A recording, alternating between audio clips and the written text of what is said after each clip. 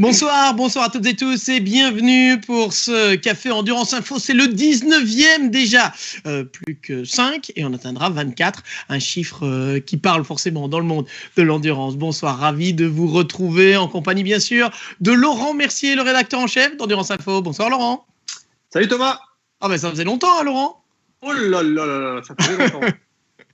Ça faisait longtemps, ça faisait 9 jours depuis le dernier Café Endurance Info. Vous avez peut-être suivi aussi le Pit Café des Total 24 heures de Spa que l'on vous propose un mardi sur deux également sur la page Facebook de ces Total 24 heures de Spa. Alors ce soir, on va vous parler de quoi ? Eh bien de la reprise du championnat français notamment qui nous a mené à quelques réflexions avec Laurent. Le championnat de France FFSA des circuits et par la même occasion, le FFSA GT ont donc effectivement redémarré à Nogaro la semaine dernière, à l'occasion des traditionnelles Coupes de Pâques. Alors la question que nous nous sommes posée finalement avec Laurent est celle-ci. Faut-il être fou pour organiser des courses en 2020? Ce sera notre débat ce soir et on compte sur vous évidemment pour y participer avec nous. N'hésitez pas à poser vos questions. On pourra peut-être, on l'espère en tout cas, vous révéler quelques-unes des coulisses de l'organisation des épreuves, de ce qu'il se passe sur place. Nogaro qui n'était pas un événement à huis clos. Il y avait un nombre maximum de spectateurs, mais tout cela, on aura l'occasion de vous en reparler évidemment avec Laurent et vous donc pour nous poser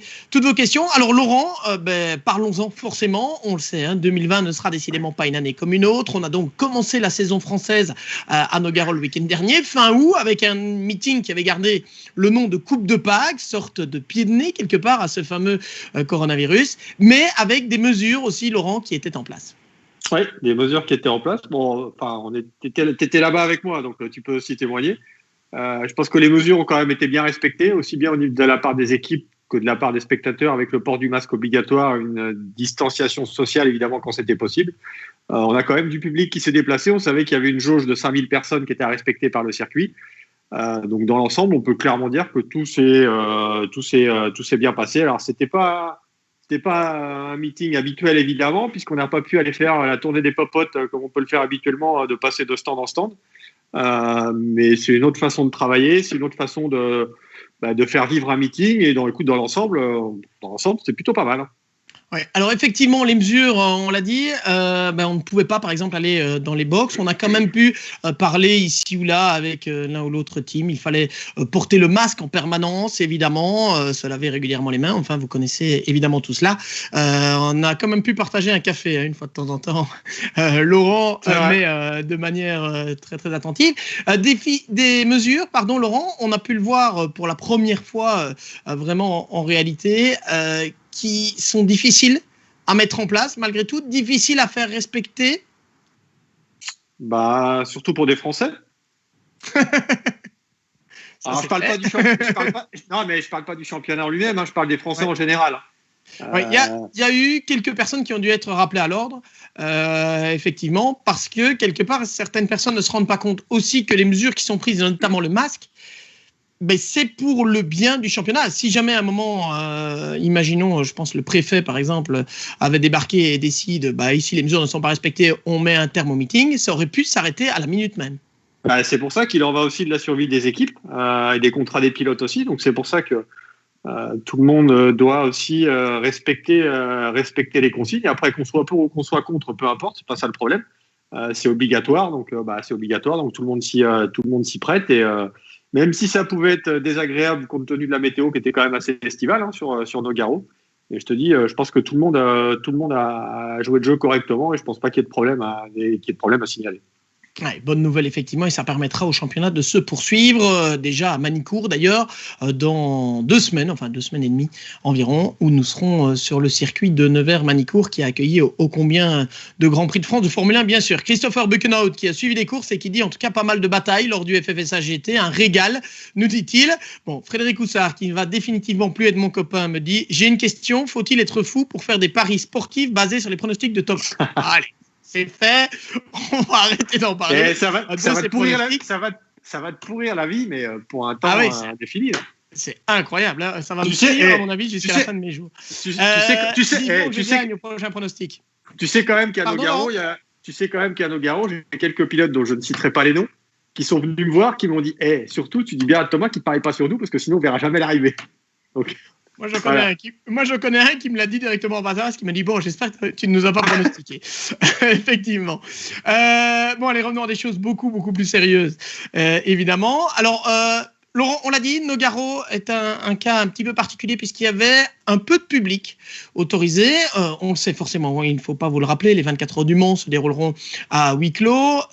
On imagine quand même, Laurent, pour un organisateur, l'aspect public, et notamment pour des meetings populaires, comme peuvent l'être Nogaro, les 24 heures du Mans, bien sûr, l'aspect public, on imagine que sur le plan financier, dans le business plan, dans le modèle financier, en tout cas, c'est quelque chose qui risque vraiment de manquer cette année.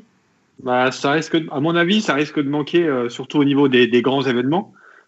Si tu prends les 24 heures du Mans, tu as quand même une grosse partie billetterie avec beaucoup de personnes, plusieurs centaines de milliers de personnes qui ont un billet. Donc forcément, ça a un problème. Et puis, il n'y a pas forcément ça touche pas que les spectateurs, ça touche aussi les partenaires qui invitent des gens, qui prennent des loges, qui prennent de l'espace.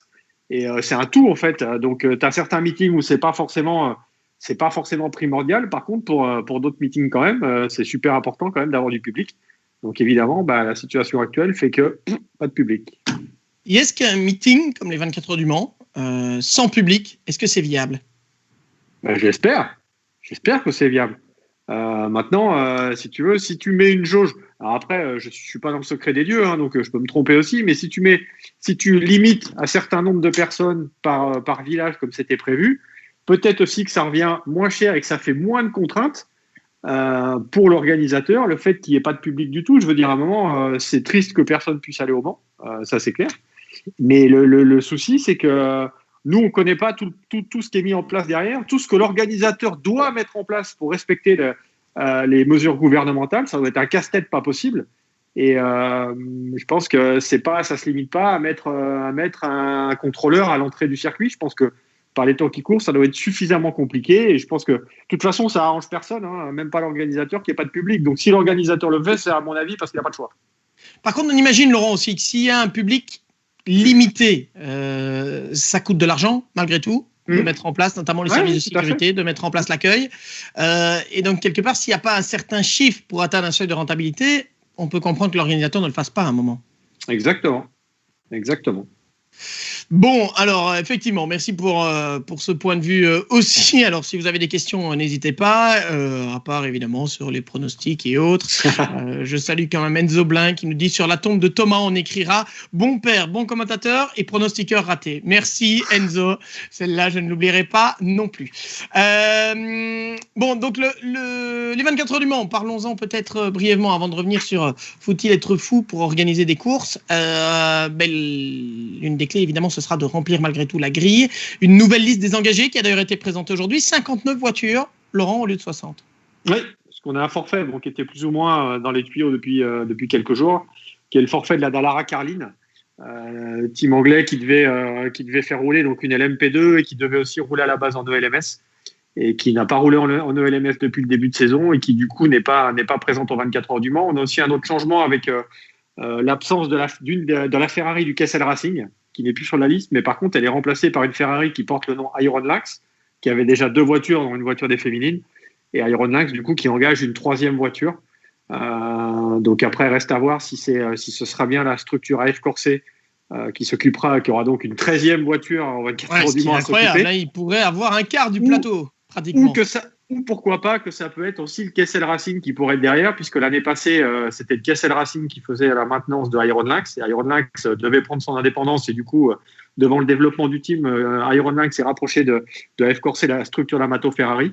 Et quand on voit qu'un pilote comme Paolo Ruberti, par exemple, qui roulait en Michelin Le Mans Cup à Spa pour le Kessel Racing et sur cette Ferrari Iron Lynx, donc peut-être que du côté de Ronnie Kessel, que j'ai pas encore appelé personnellement, mais pour savoir ce qu'il en était, peut-être que c'est du côté du team suisse qu'il faut voir aussi la maintenance de cette voiture. On en saura plus incessamment sous peu. Ouais, on surveillera effectivement. Le retour sur vos questions, notamment Philippe Van Lerenberg qui nous dit en historique tour à Albi et à Dijon, il y avait du public avec une jauge de 4500 spectateurs, avec beaucoup de contrôles par des agents de sécurité et même des commissaires, nous dit Philippe. Ben oui, forcément, on va avoir des contrôles de manière générale. Christophe Potreau nous dit j'ai discuté avec le maire d'Arnage que je connais dans son secteur, c'est presque impossible, mais c'est le rôle de l'État. J'imagine de vérifier. Karine Avon qui nous dit d'autant que que l'ACO perd aussi les spectateurs des 24 heures moto qui auront lieu à huis clos d'ailleurs cette semaine. Mais au moins, les courses ont lieu. Effectivement, Laurent, ça c'est peut-être la grande question, et on l'a vu d'ailleurs, l'ACO a communiqué aussi là-dessus aujourd'hui, avec des communications notamment d'AF Corset, de Toyota, aussi en disant il faut que ces courses aient lieu, il faut rouler. On rappelle pourquoi c'est tellement important de rouler, parce que certains disent pas de public, à quoi ça sert d'avoir encore du sport automobile, et du côté des équipes par contre on dit non, nous on doit y aller au Mans. Oui, exactement. Au Mans et ailleurs, évidemment. Mais... Il en va de la survie des équipes, hein.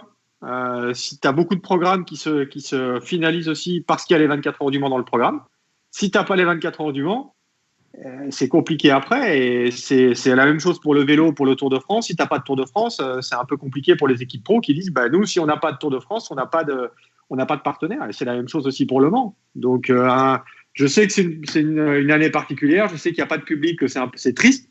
Maintenant, écoute, s'il faut en passer par là et que ça doit pérenniser aussi une épreuve qui va bientôt fêter son centenaire, écoute, on fait avec. Hein. Ouais. Yves Clausson nous dit le principal, c'est de rouler, de vivre la course, d'amortir via l'Audimat TV pour les sponsors.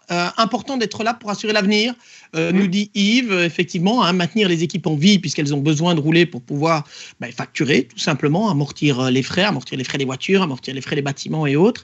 Et effectivement, rester là, maintenir les équipes en vie, on le disait, mais rester là et avoir l'Audimat TV.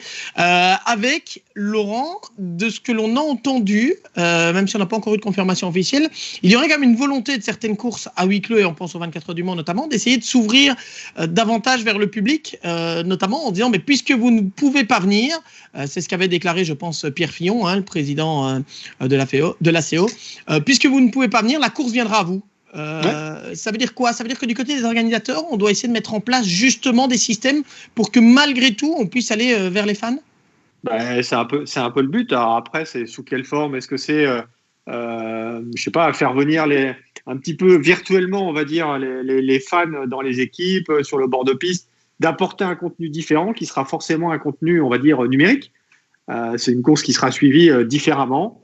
Je pense que tu auras nettement moins de journalistes sur place de par la restriction du nombre d'accréditations. Donc moins de journalistes, moins de photographes, pas d'invités, donc pas de village, pas de structure à côté au raccordement ou toutes ces choses-là, parce qu'il n'y aura personne à mettre dedans. Donc, c'est forcément une édition particulière pour tout le monde. Et personne ne voulait en arriver là. Mais ce que je te disais tout à l'heure, maintenant, si c'est le passage obligé une seule fois, et puis qu'après, en 2021, on se retrouve tous au mois de juin au Mans, et au mois de juillet à Spa, et au mois de janvier à Daytona, pour des courses d'endurance, écoute, voilà, on sera passé par ici. Ouais, croisons les doigts, effectivement. On a entendu notamment que du côté du Mans, il y aurait clairement des bulles assez particulière, et que les bulles ne pourraient absolument pas se croiser, se toucher d'une manière ou d'une autre. Donc ce sera difficile avec, on l'imagine, énormément de choses qu'il faudra surveiller très très attentivement. Alors, Jonathan Albert, qui on le connaît, est très actif sur le circuit de Spa-Francorchamps, puisqu'il s'occupe notamment du nettoyage de la piste, entre autres, qui nous dit Spa Italia annulé, Spa 6 heures historique à huis clos, ça commence vraiment à devenir long. On comprend Jonathan qui disait aussi c'est bizarre pour la F1, et comme ça l'était pour le championnat du monde d'endurance d'ailleurs, de ne pas avoir de spectateurs.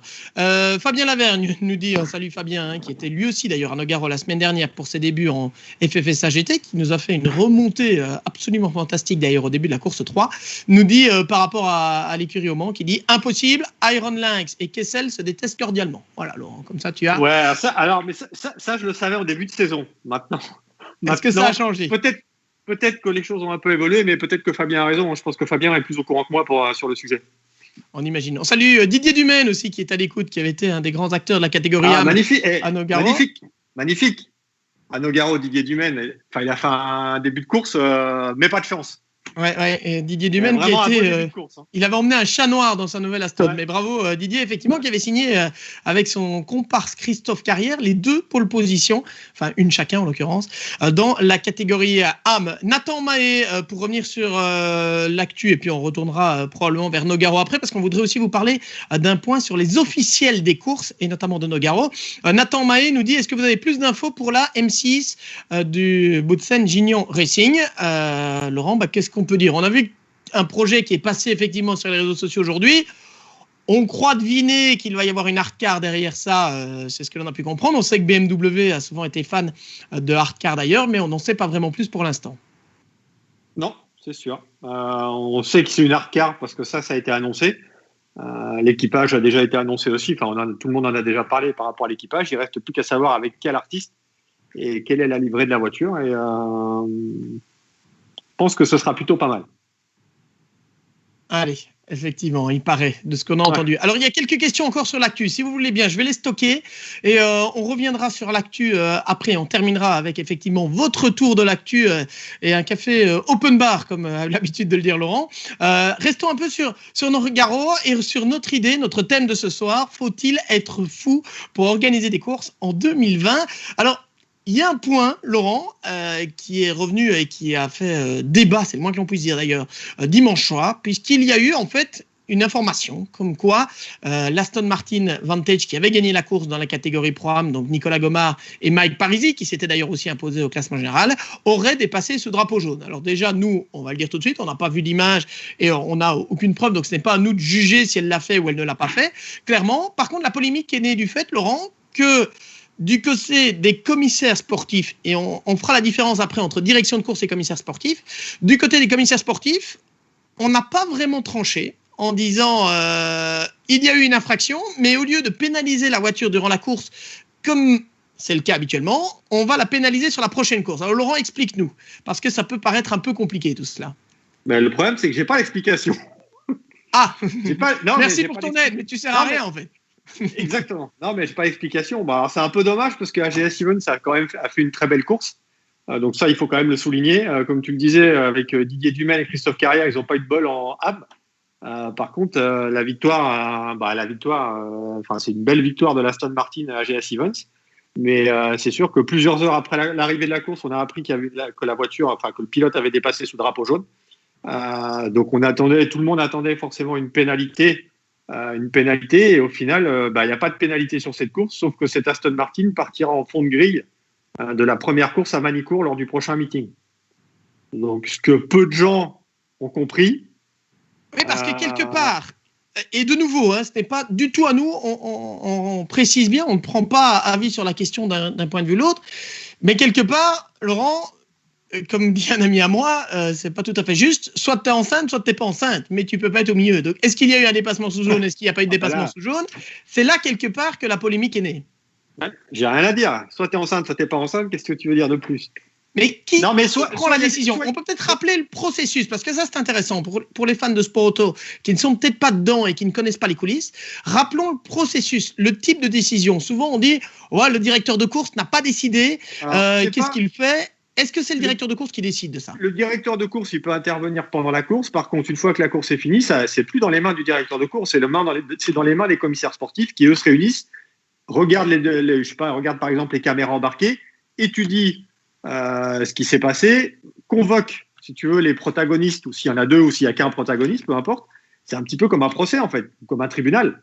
Tu as pas un accusé, mais tu as quelqu'un qui va être contrôlé. C'est quelqu'un qui doit répondre, quoi. Qui doit répondre, et c'est pas le directeur de course. Et ce que les gens ont un petit peu de mal à comprendre, ou peut-être même à savoir, c'est que c'est pas les officiels et commissaires sportifs sont pas des gens de l'organisation.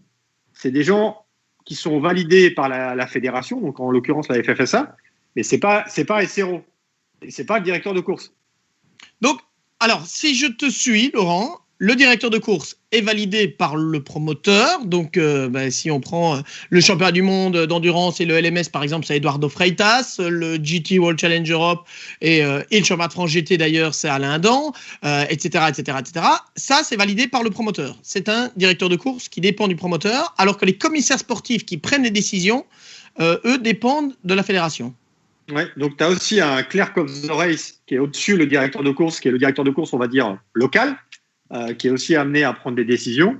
Mais sinon, les commissaires sportifs n'ont pas de relation. Si tu veux, tu vas pas voir le promoteur, tu prends l'exemple du WEC ou du GT World Challenge, tu vas pas voir ni Stéphane Rattel pour le GT World Challenge, ni Pierre Fillon ou Gérard Neveu taper la porte en direction de course, frapper pour dire là c'est comme ça. Je veux dire, tu as des commissaires sportifs dont c'est le travail. Alors après. Alors justement, est-ce que c'est un travail, Laurent? Bah, c'est forcément. C'est la pas fonction, mais c'est pas le travail, parce que ces gens-là sont bénévoles. Alors, bénévoles, est-ce qu'ils sont bénévoles à 100%? Ça, je sais pas trop. Normalement, ils sont bénévoles à 100% et on couvre juste leurs frais de déplacement et leurs frais de vie. Voilà. Donc, par contre, c'est pas des gens dont c'est le métier à part entière. C'est des gens qui ont un métier à côté. Ils font pas ça toute la semaine. Donc, c'est peut-être aussi ça. On a peut-être un peu de mal à comprendre tout ça, mais bon, c'est comme ça. Le seul truc qui est dépassement sous drapeau jaune ou pas dépassement sous drapeau jaune, on n'en sait trop rien parce qu'on n'a pas vu les caméras. Moi, le seul truc que moi je reproche, c'est que tu as une décision, enfin, je trouve bizarre du moins. Tu as une décision, on te dit, voilà, il y a dépassement sous drapeau jaune, ok.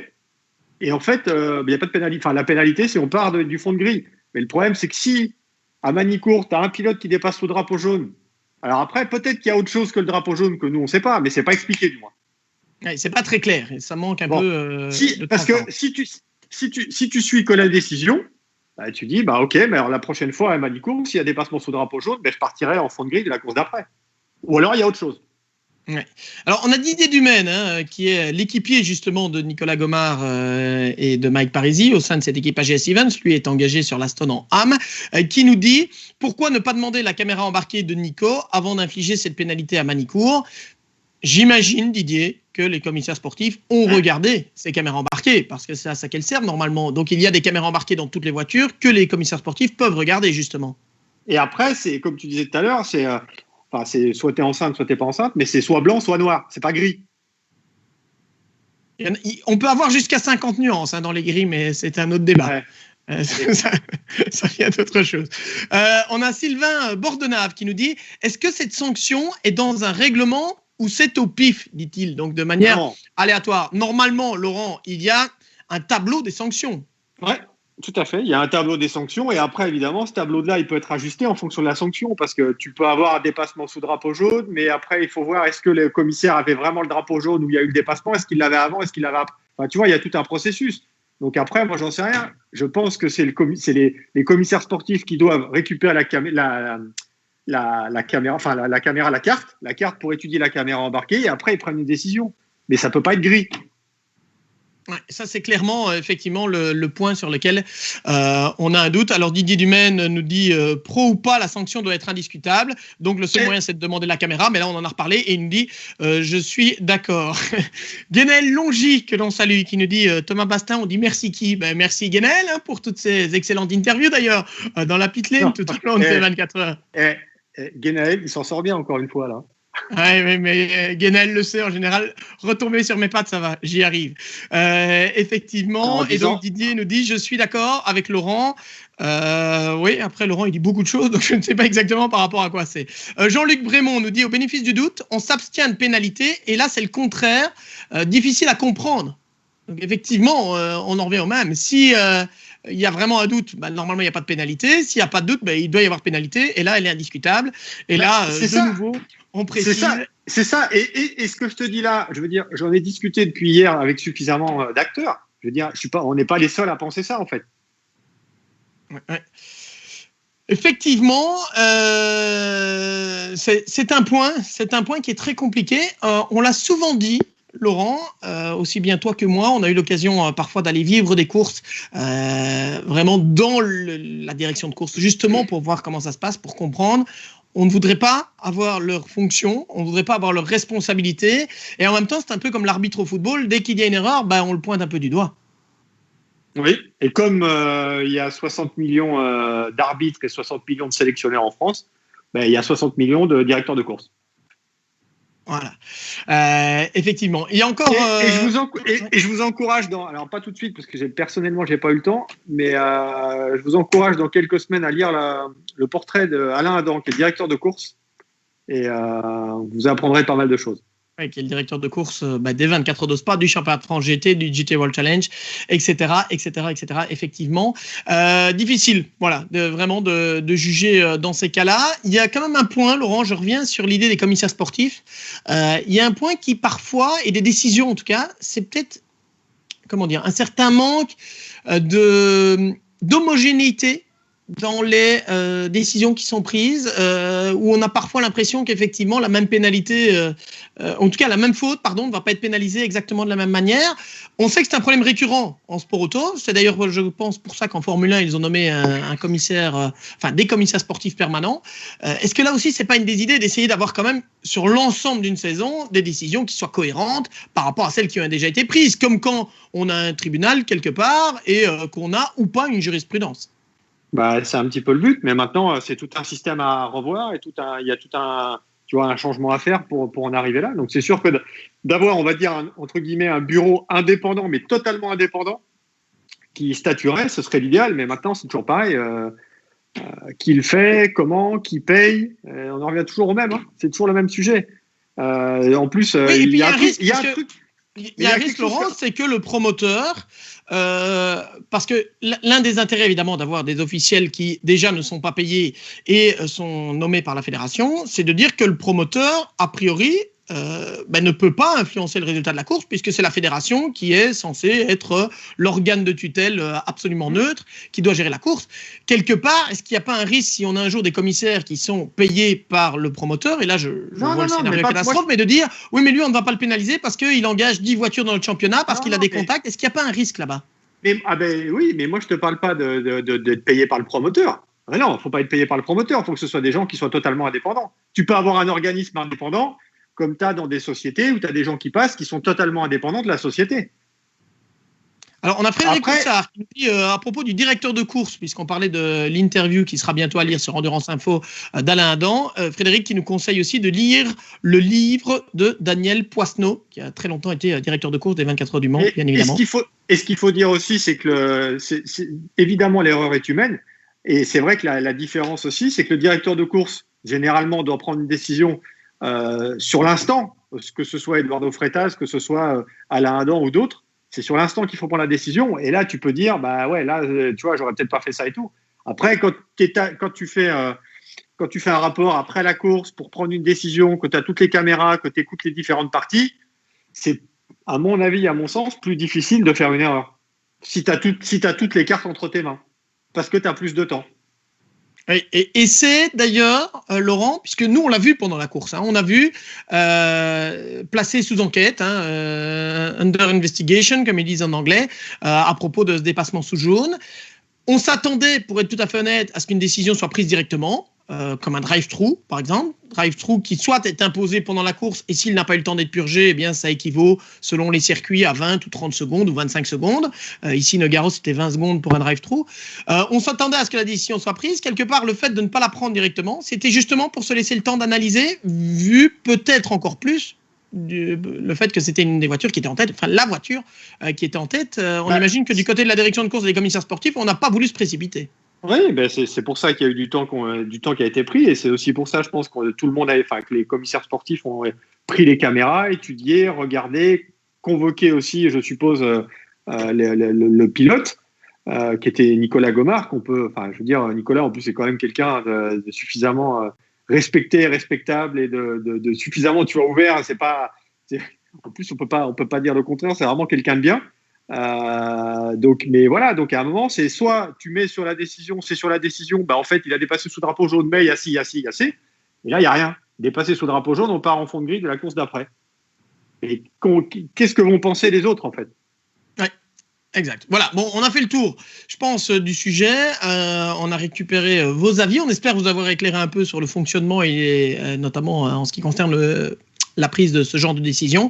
On a Véro Dreux qui nous rappelle, mais c'est ce qu'on disait, les commissaires ne sont pas payés, dit-elle. Mais ça, c'est ce qu'on disait, effectivement, ce sont des bénévoles dont seuls les frais de vie, frais d'hôtel, frais de repas et les déplacements sont payés, effectivement. Didier Dumaine qui revient en disant, l'erreur est possible, donc je ne dis pas qu'il n'a rien fait, mais Nico est quelqu'un de juste, nous avait-il dit juste avant. Donc voilà. On va pas, de nouveau, notre idée ici n'est pas de dire est-ce qu'il y a eu une erreur ou pas, c'est simplement sur le processus décisionnaire qui peut prêter, et qui a prêté d'ailleurs, à la polémique. Un petit bonjour à Kevin Boutsen qui est à l'écoute à Miami apparemment, qui dit top les épisodes. Salut Kevin. On a eu une question à propos de l'équipe Boutsen Junior Racing et de cette fameuse BMW aux couleurs un peu particulières. On n'en saura pas plus, je pense qu'il va y avoir un peu de teasing tout au long des prochaines semaines, si on a bien compris le sens de ce qui a été annoncé aujourd'hui. Sylvain Bordenave nous dit le fond de grille c'est dur, 5 places de pénalité c'est plus juste. Comment F1 dit-il. De nouveau, quelle décision prendre s'il y a vraiment eu des passements sous jaune et que la victoire est conservée. Je trouve personnellement que pouvoir s'assurer d'avoir la victoire, c'est déjà très bien par rapport à un départ en fond de grille. Mais voilà, ça vaut mieux un tien que deux tu l'auras, dit-on. Mais ça, c'est un avis très très personnel en tout cas. Et Sylvain qui nous remercie pour ses précisions. Si vous avez d'autres questions, surtout n'hésitez pas. C'est le sens même de ce qu'F1 Endurance Info, c'est d'être avec vous, de pouvoir essayer de vous donner l'envers du décor, de mettre un coup de projecteur parfois sur ce qui se passe dans les coulisses et sur la manière de prendre les décisions.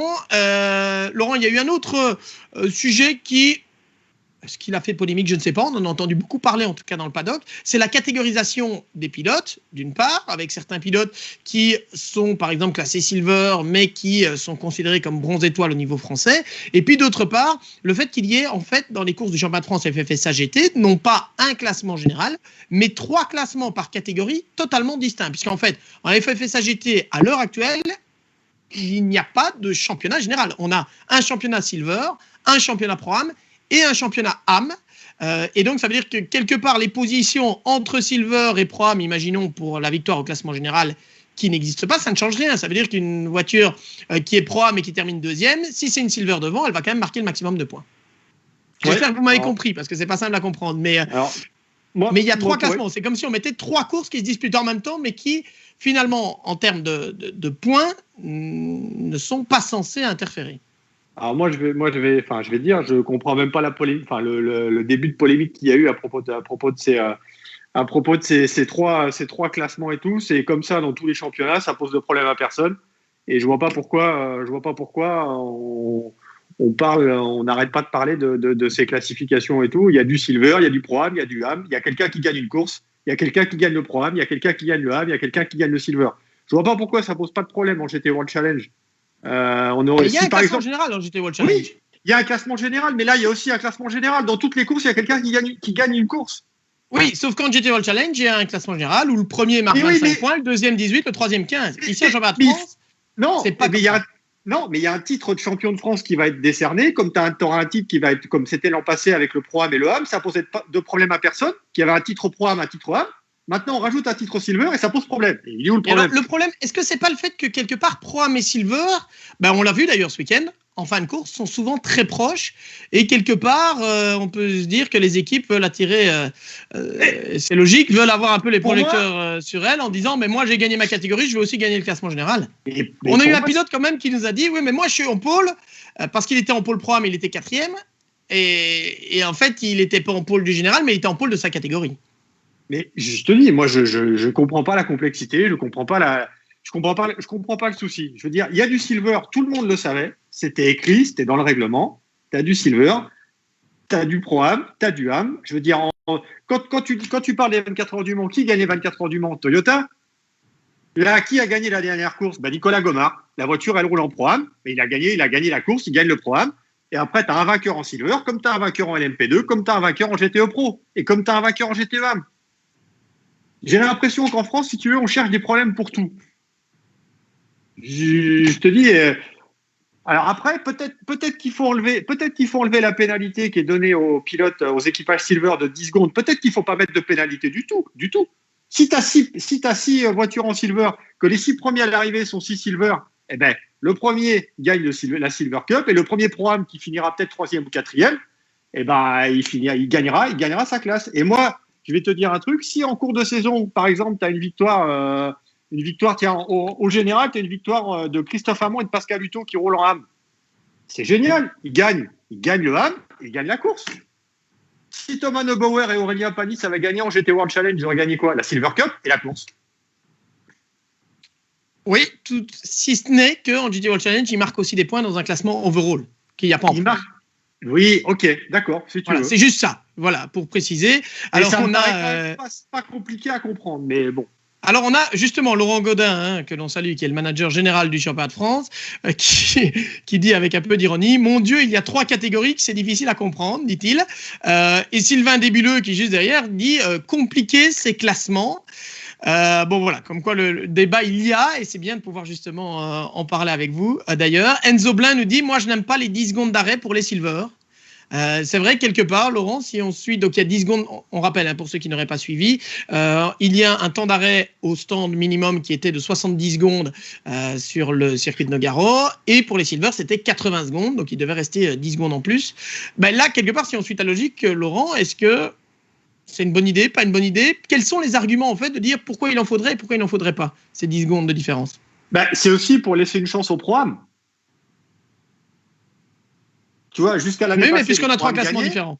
Je suis d'accord. Mais je suis d'accord. Pour moi, il ne faudrait même pas de pénalité. Soit tu mets une pénalité de 40 secondes si tu veux vraiment que les silver ne gagnent pas. Mais perso, je ne trouve pas ça très, très logique. Ou alors, tu ne mets pas de pénalité du tout. Et c'est des silver. On a des silver qui gagnent.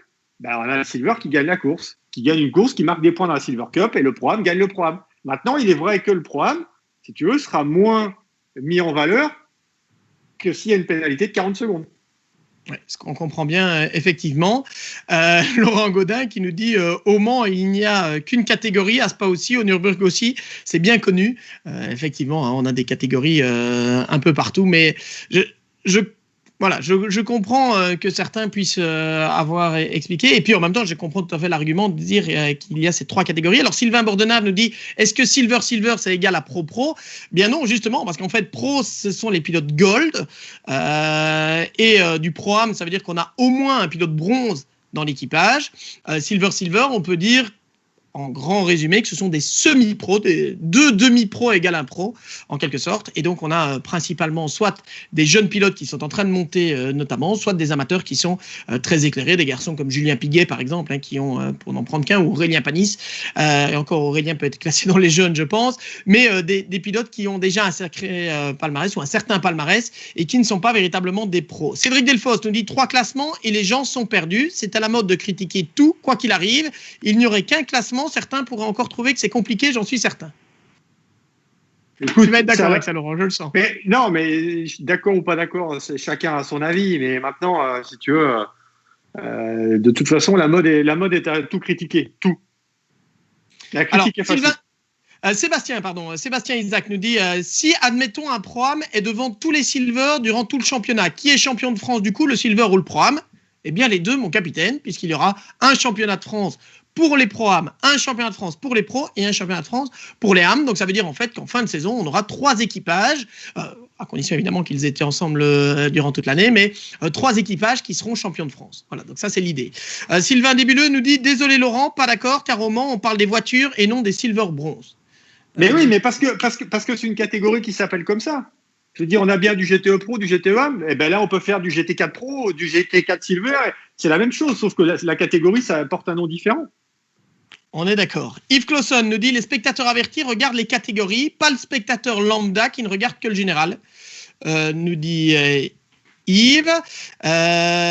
Mégane qui confirme: le Pro-Am est champion dans sa catégorie, un championnat de France Pro-Am, et le Silver est champion de sa catégorie, un championnat de France Silver. Voilà, on est bien d'accord. Mégane Dury.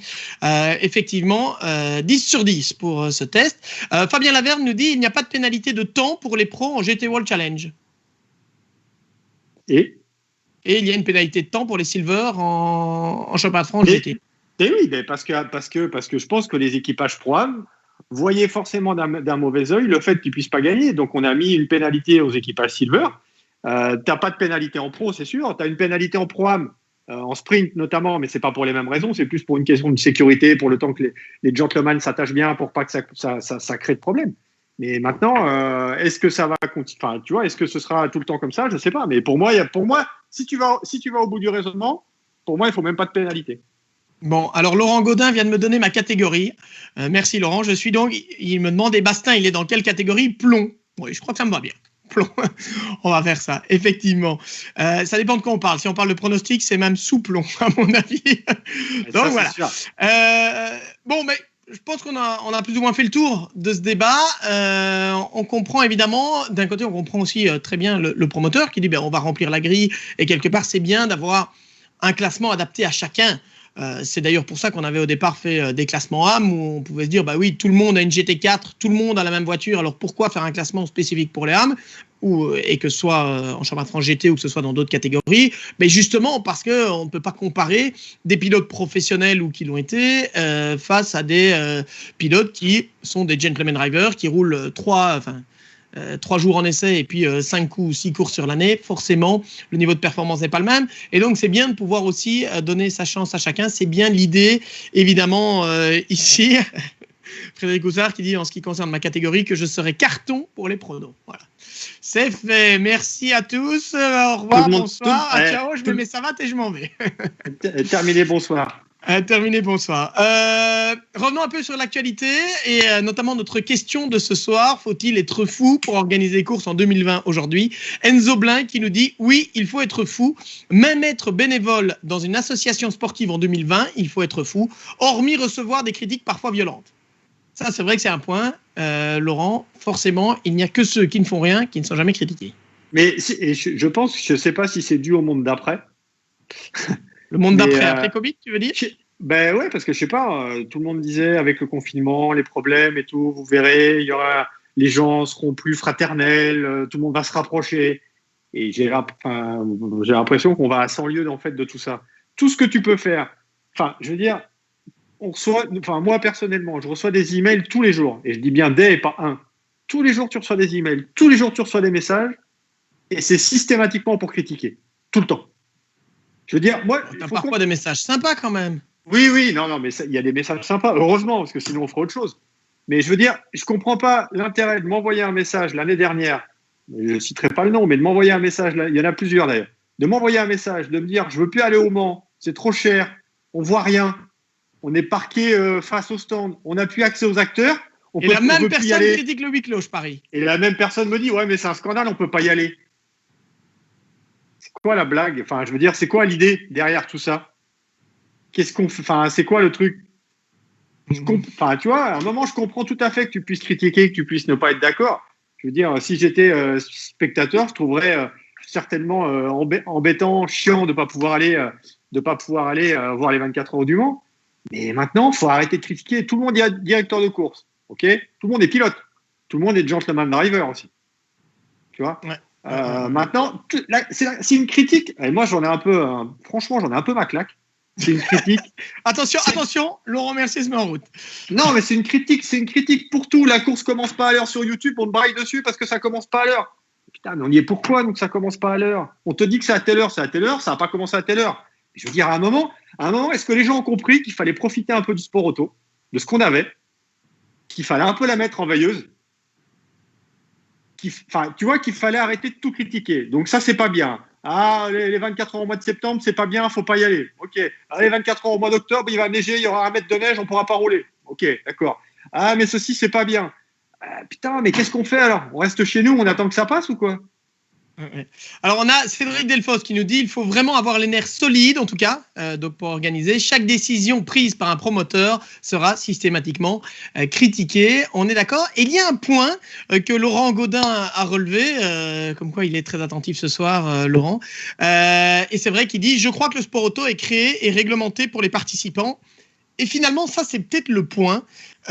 Est-ce que justement il faut faire le règlement? Et on a évidemment la réponse, mais est-ce qu'il faut faire le règlement pour ceux qui suivent ou pour ceux qui roulent? Mais pour ceux qui roulent, et je voudrais quand même rajouter un truc, ce que je dis là, c'est pas à l'encontre de tous les fans, parce que je pense que les vrais fans, tu les entends pas, c'est pas les vrais fans qui se plaignent. Je te prends un autre exemple, tu vois, je suis assez lecteur, assez consommateur du quotidien L'Équipe. Tu lis L'Équipe, ou tu regardes les commentaires, et tu as des gens qui te disent, de toute façon, sur un sujet quelconque, généralement c'est le foot, moi je lis plus L'Équipe, c'est un journal de merde. Et putain, mais pourquoi tu vas écrire sur un truc? C'est que tu es abonné à la page et tu perds du temps pour aller dire que c'est un journal de merde. J'ai un peu de mal à comprendre le concept. Si ça te plaît pas, tu vas ailleurs. Et tu passes ton temps. Laurent Gaudin qui dit la plupart de ceux qui critiquent ne sont pas licenciés, ils ne pilotent rien d'autre que leur PlayStation et ne viennent même pas sur les événements. Voilà, Mais on en revient au même. toi, Les critiques ne sont pas toujours des plus grands passionnés, ça c'est sûr. Parce que les passionnés, justement, Laurent, je pense qu'ils sont avec nous ce soir d'ailleurs pour la plupart, c'est des gens qui ont envie de comprendre et qui ont envie de comprendre pourquoi ces décisions sont prises, pourquoi est-ce qu'on a fait une catégorie âme alors que les voitures techniquement sont les mêmes, mais justement parce qu'il fallait quelque part donner une chance aux véritables amateurs qui n'ont aucune chance face aux professionnels. Pourquoi est-ce qu'on a réglementé? Parce qu'à un moment, dans la structure pro-am telle qu'on la connaît, mais oui, heureusement qu'il y a, alors je ne vais pas citer de nom, mais vous les avez tous sur le bout de la langue, heureusement qu'on a quelques pilotes amateurs qui sont là et qui financent notamment la participation de la voiture et qui emmènent avec eux des pilotes professionnels. C'est vrai que c'est forcément crucial et important aussi dans le système pro-am. On devrait s'en féliciter, mais au lieu de ça, si tu veux, tu as toujours des gens, et de plus en plus, je veux dire, dès que maintenant tu mets un truc sur les réseaux sociaux, tu sais que le mec, il va griller le truc, en fait. Il va te défoncer le truc, c'est pas ça, c'est pas vrai, moi j'ai la réponse, moi je sais mieux que tout le monde. Okay. Il y a 60 millions de sélectionneurs, c'est ça que tu m'as dit quand on parle de football. Moi, ce qui m'amuse beaucoup toujours, Laurent, c'est ceux qui, sur Facebook, commencent déjà par critiquer après n'avoir lu que le titre et qui n'ont pas lu l'article. Mais ça, c'est un autre débat. Ah ben là... De temps en temps, je ne peux pas m'empêcher de rire, je l'avoue. Alors, Christophe Potreau nous dit quand même, et il a bien raison, Laurent, parce que c'est ce que je disais. Il dit « Ah non, Laurent, mon mail était très gentil. » Je suis sûr, Laurent, que tu reçois aussi des mails de gens qui t'encouragent. Et il ne faut pas les oublier non plus, parce que ceux qui encouragent, c'est important. Et Laurent Gaudin l'a dit d'ailleurs, merci, président. Oula. Président, on ne sait pas de quoi, mais président. Ouais, président, on ne sait pas de quoi. Avec Laurent, on ne sait pas. Mais président, on ne sait pas de quoi. Mais ouais, je me souviens du mail de Christophe. Mais on ne reçoit pas que des mails, si tu veux, négatifs. Mais à un moment, putain, profiter de ce qu'on a, quoi. Ouais. Yves Clausson le dit d'ailleurs. Jusqu'à présent, les courses auto et les matchs de foot sont top. Bien content de retrouver du sport sur mon écran. Après, on retournera au réel. Merci Yves, du coup, de nous suivre. On a effectivement les gens qui sont d'accord. Christophe Calais qui nous dit ça s'appelle les idiots de service. Laurent, il y en aura toujours. Jean-Luc Brémond nous rappelle. Pardon ? C'est qu'il y en a de plus en plus. Le problème, il est là. C'est que ça se reproduit. On n'a pas un taux pour les mesurer. On n'a pas un pourcentage exact. Il faudrait une machine peut-être. Non, ou pas. Mauvaise idée. Jean-Luc Brémond, Laurent, tu es français et les Français sont des éternels insatisfaits, nous dit-il. Qu'est-ce que je te disais avec le port du masque tout à l'heure ? Insatisfait et puis aussi pas très très respectueux. Mais c'est pas. Je veux dire, à un moment. Tu vois, c'est compliqué. Qu'est-ce qu'on va nous dire si jamais il n'y a pas de parade à Spa ? On va nous dire mais c'est un scandale, il n'y a pas de parade à Spa. Vous voyez la situation dans laquelle on est. Putain, estimez-vous heureux qu'il y ait une course ? Oh, s'il n'y a pas de course cette année, il n'y a pas de course après. Je veux dire, à un moment, il y a des équipes qui ont besoin de vivre, des pilotes qui ont besoin de rouler. Comment je fais, moi qui voulais aller en Floride en fin d'année pour aller voir une course ? Tu devais m'emmener d'ailleurs. Ah, ça, je savais pas. Ah si, parce que j'ai le pack Platinum d'Endurance Info, donc je participais au concours pour aller avec toi. Un pack Platinum avec un gars qui est en carton, si tu veux, pas trop. Ça ne va pas le faire.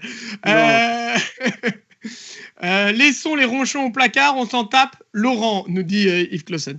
Frédéric Goussard, je ne critique pas le huis clos puisque de toute façon je regarde les courses sur Eurosport ou Internet dans mon canapé avec ma cargaison de cigares. Pilote PlayStation, on parle de moi, nous dit-il avec humour. Michel Ansoul, exact, les passionnés ne critiquent pas bêtement car ils connaissent le sujet tout simplement. Oui, et le but c'est de le connaître toujours un peu plus, raison pour laquelle nous organisons ces cafés Endurance Info et on essaye de vous donner l'envers du décor. Alors, Laurent Gaudin nous dit, un truc est sûr, c'est que le duo Mercier-Bastin est parfait, merci de mettre en scène avec autant d'intérêt la passion pour le sport auto. Waouh, merci Laurent. Respect. Ah là, je vais être confus, merci beaucoup. Yves Clausson, moi je lis Endurance Info au quotidien et ça me guérit du Covid-19. Oh joli. Joli. Voilà. On a trouvé le virus, ou en tout cas pour bien vivre son virus du sport automobile, c'est par exemple Endurance Info. On en est tout à fait d'accord. Il y a d'autres médias bien sûr, mais ce qui compte c'est surtout de vivre cette passion du sport auto. Sylvain Débuleux nous dit les cafés c'est top. Laurent Le BN qui nous dit c'était la minute philosophie positive. Voilà, on est d'accord.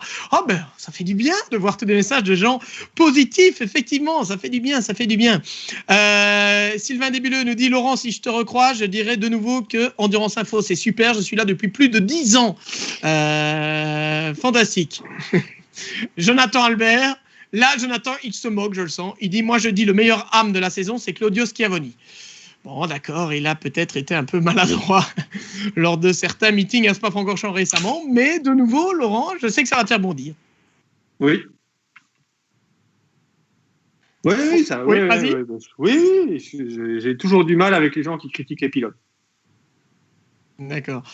Alors, Ivan Arrive Digon nous dit: la première fois que vous aviez commenté une course, j'avais envoyé un message à Endurance Info pour dire que les commentaires étaient vraiment top, de haute qualité, dynamique. Puis après avoir envoyé le message, je m'étais rendu compte que Laurent faisait partie des 2 commentateurs.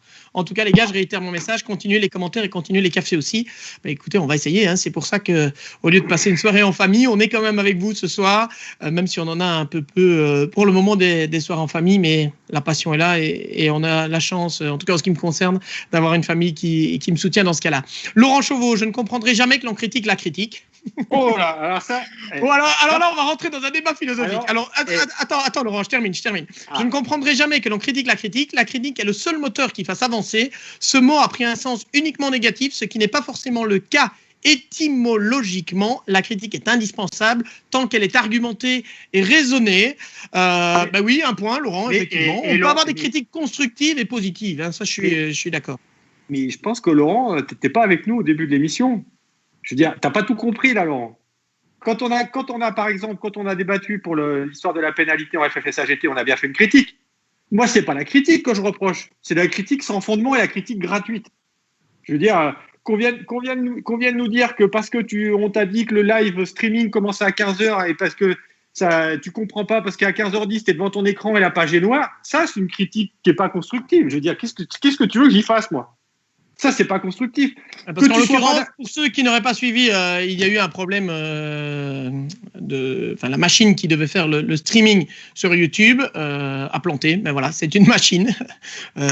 Comme une voiture peut s'arrêter, comme on peut avoir un problème informatique ou autre, c'était un problème. J'ai jamais dit qu'il fallait pas critiquer. J'ai juste dit qu'il fallait arrêter avec les critiques faciles pour tout et n'importe quoi. Laurent, faut écouter l'émission un peu. Alors, on a... Dollars, j'imagine Christophe, qui nous dit: comme dit Patrick Timsit, il y a de plus en plus de cons chaque année, mais cette année, j'ai l'impression que les cons de l'année prochaine sont déjà là. Oh, celle-là, elle est belle aussi. Et alors, Enzo Blin, qui nous dit: nouveau virus, le EI19, le patient commence à donner des pronostics erronés, puis à sortir des répliques de Dickeneck et il se met au vélo. Voilà. Alors là, respect, Enzo, pour ce joli jeu de mots. Voilà, effectivement. Alors, Manu Rodriguez, ceux qui critiquent les pilotes n'ont jamais mis leur dans une caisse. Ce qui est probablement vrai aussi pour une partie. En tout cas. Alors Manu, et je pense que Manu est bien placé pour le savoir, parce qu'il a été suffisamment critiqué en son temps pour une sortie et tout. Maintenant, est-ce que tout le monde savait réellement ce qui s'est passé en amont ? Je ne suis pas sûr. Donc, encore une fois, tu critiques. Ah, mais lui, il est dans le bac. Mais est-ce que tu sais pourquoi il est dans le bac ? Est-ce que tu sais ce qu'a fait que ?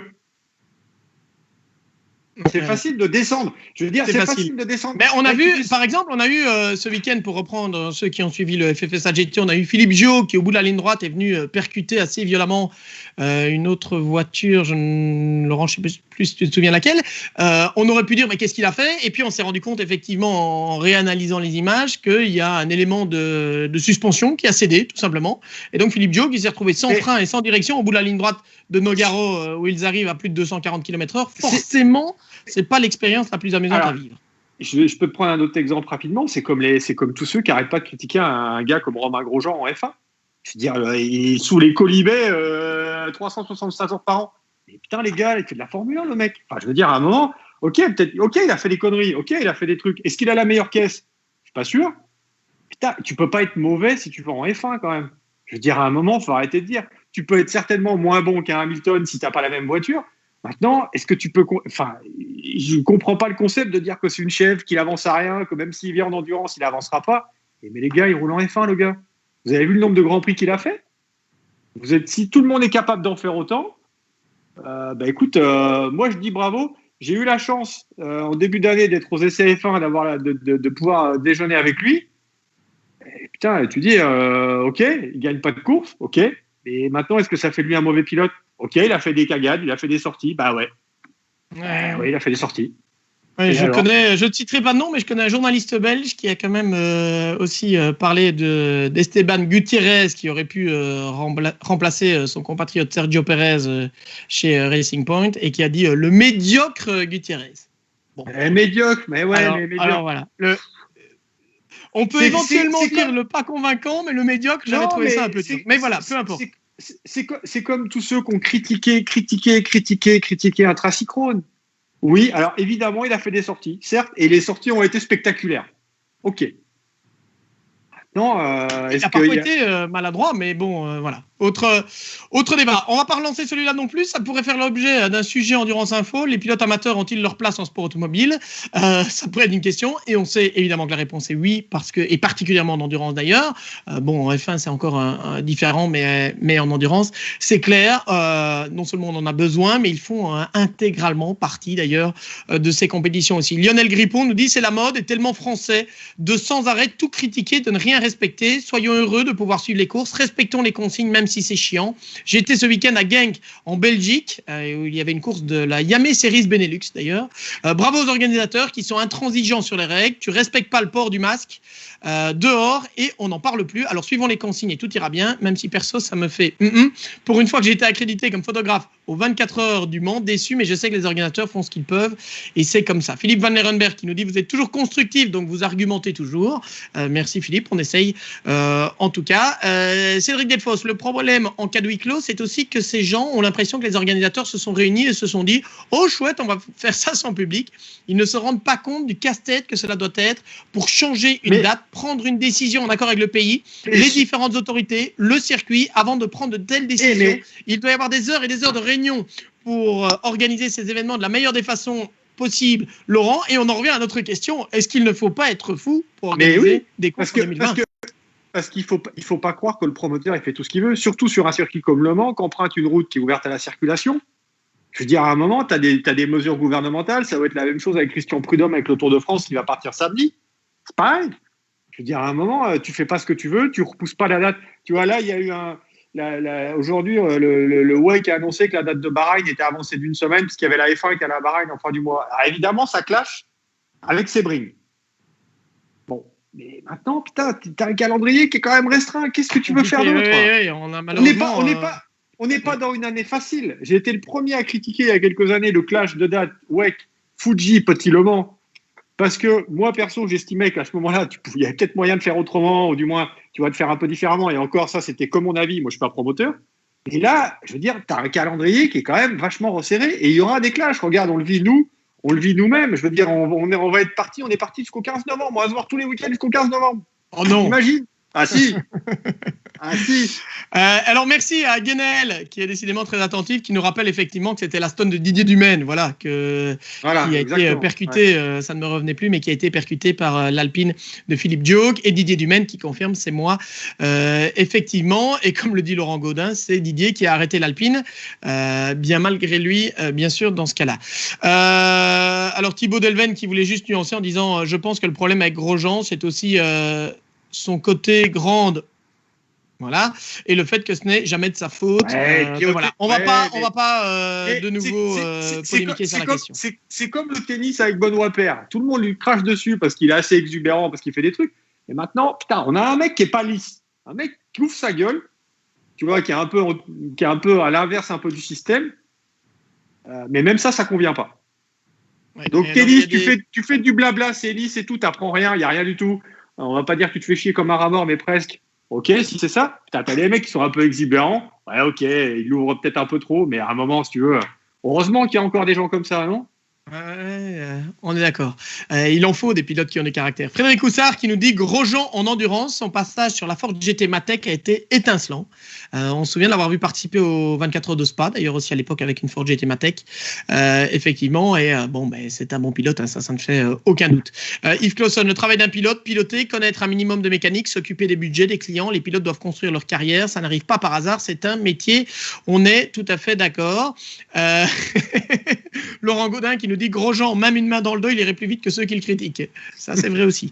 Effectivement. Alors, on va pas reparler sans cesse de Romain Grosjean. On a Nicolas Jamois qui nous dit l'humour de là sur Grosjean, c'est de la critique gratuite ou pas, point d'interrogation. Dans ce cas, est-ce que 23h56 a le droit de rigoler sur Colès? Là, il y a pas. Enfin, c'est même pas de la critique, c'est de l'humour. Il faut faire la différence entre la critique et l'humour. 23h56, c'est de l'humour qui est en plus très bien trouvé. C'est pas du tout la même chose que de la critique. Je veux dire, 23h56, ils sont fait l'écho que la Colès, elle était souvent en feu. À un moment, et ça dérange qui? Je veux dire, c'est pas une critique, c'est le côté humoristique. Heureusement qu'il y a encore de l'humour. Il paraît qu'il y en a même qui ont pronostiqué le nombre d'heures que la Colès resterait en course. Toi? Mais c'était pas moi. Voilà.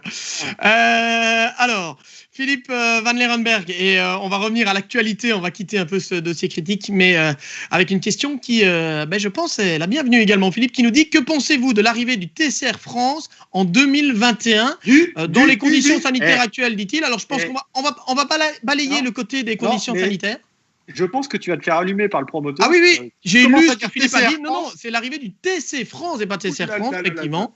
Oh là là, dire que c'est moi qui ai fait la présentation vendredi. Ah ouais. Donc le TC, où on aura 2 catégories. Merci d'avoir corrigé. J'ai lu bêtement. Le TC France, où justement, il n'y aura pas de voiture de la catégorie TCR d'ailleurs. Merci Laurent. Que ferais-je sans toi?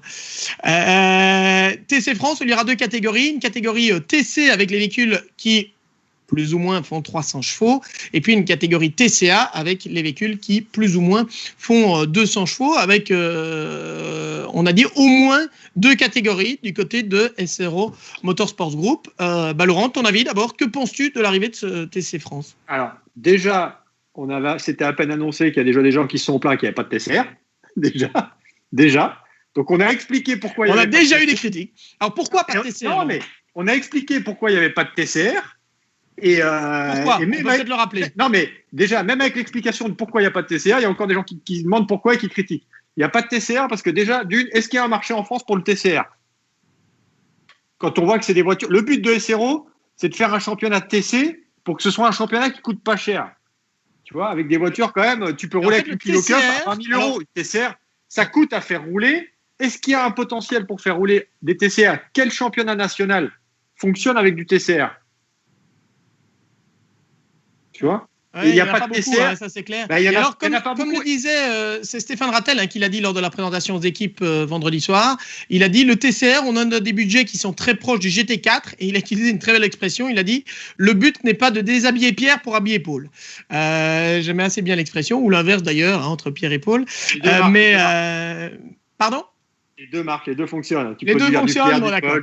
Toujours est-il effectivement que le but n'était pas de faire un championnat dont les budgets, dont la clientèle aurait été la même que celle du GT4. L'idée vraiment du TC France ici, de ce championnat de France FFSA Touring, je te confirme Laurent, je suis viré. Laurent Gaudin a demandé si j'avais déjà rédigé mon CV. Laurent, donc... L'objectif, c'est vraiment d'avoir une nouvelle base à la pyramide du championnat de France FFSA de manière générale, avec une compétition multimarque et tout ce que ça sous-entend, c'est-à-dire des silhouettes différentes, des voitures différentes, des technologies différentes, un moteur avant, moteur arrière, centrale arrière, etc. Et avec bien sûr une balance de performance. L'idée, c'est d'avoir une nouvelle marge d'accès en fait. Oui, ça permet aussi de faire une filière, de faire des voitures, que les équipes qui roulent en GT4 puissent aussi faire rouler des voitures en TC. On sait que déjà, tu vois, chez Full Motorsport, on a déjà montré de l'intérêt. On sait aussi que l'espace Bienvenue regarde. Donc, ça permet aussi d'être dans l'environnement du championnat de France FFSA des circuits. Déjà, donc tu as quand même un environnement. Tu as un titre de champion de France quand même à la clé.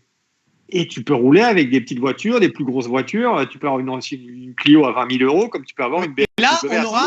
Comme on a la Silver Cup, la Pro-Am et la Am du côté du championnat de France FFSA GT, on aura aussi 2 championnats complètement différents avec le TC et le TCA. Donc on précise déjà, il suffit de revenir dans un an pour nous demander la différence.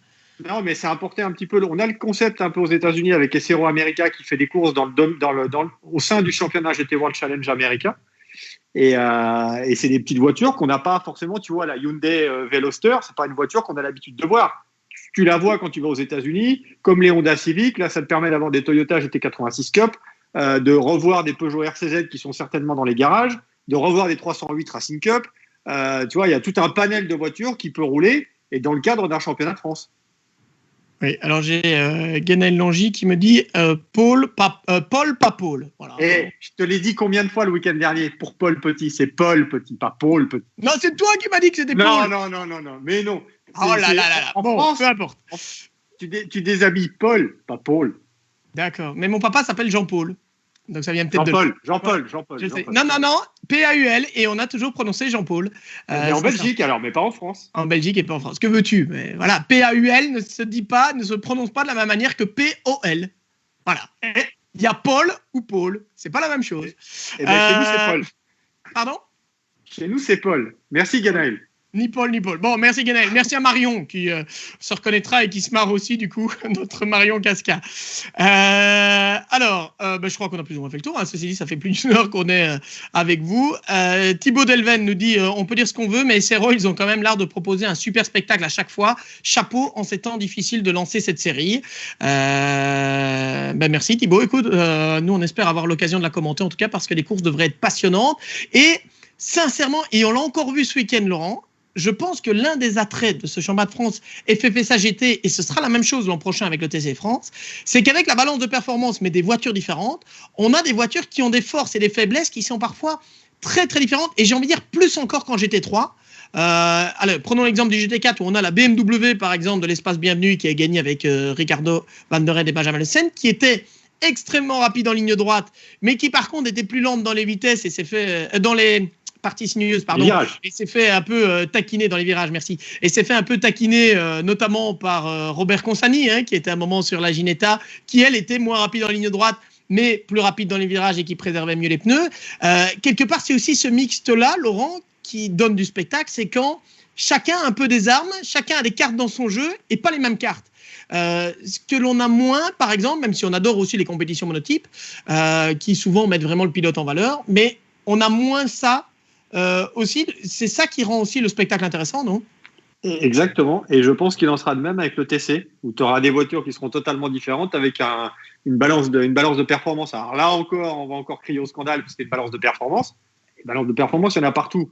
Il y en a partout, et c'est ce qui permet là aussi d'avoir des belles courses. C'est-à-dire, si tu n'as pas de BOP, tu n'auras pas forcément de belles courses, parce que tu en as un qui sera devant et les autres qui seront à paillole derrière.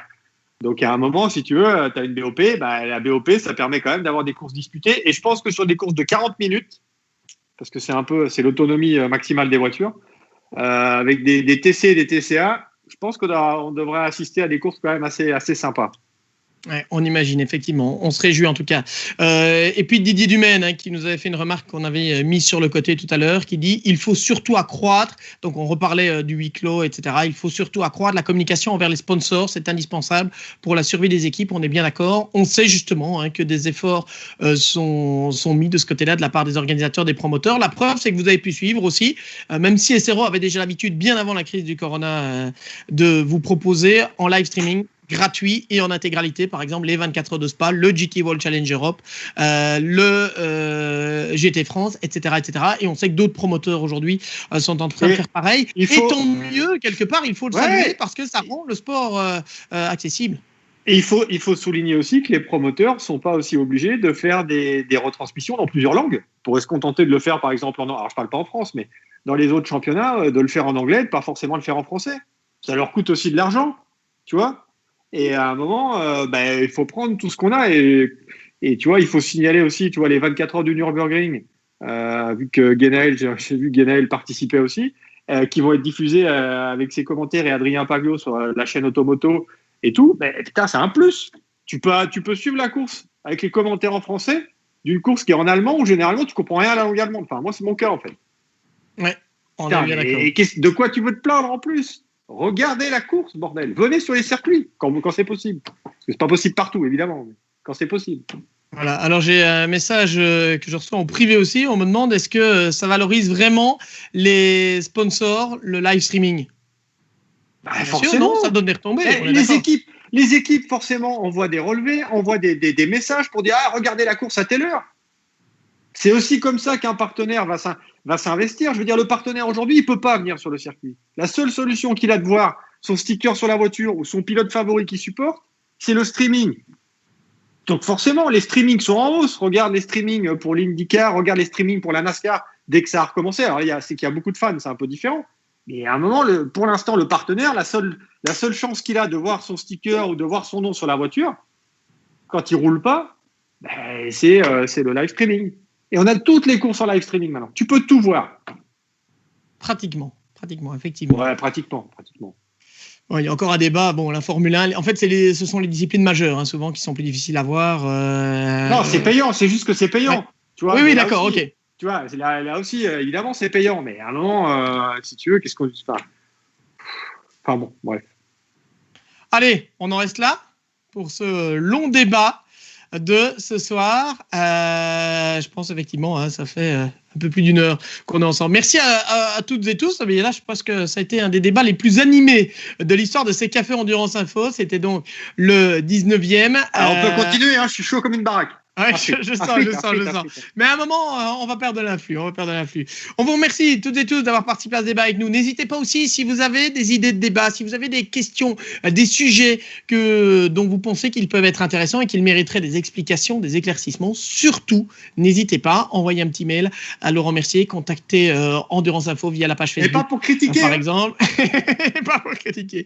Donc effectivement, on compte vraiment sur vous. N'hésitez pas et on espère pouvoir vous proposer en fonction de notre emploi du temps qui pour le moment est assez chargé, il faut bien le reconnaître. On espère pouvoir vous proposer bientôt d'autres cafés Endurance Info. Merci beaucoup en tout cas d'avoir été avec nous ce soir. Merci à toutes et tous pour vos commentaires et vos commentaires sympas en plus le plus souvent. On va continuer de partager ensemble si pas un café, au moins cette passion qui nous anime. Merci à François, merci pour toute la partie technique. Merci Laurent Mercier. Merci Thomas, merci François. À très bientôt. Bye bye. À bientôt, ciao, bye.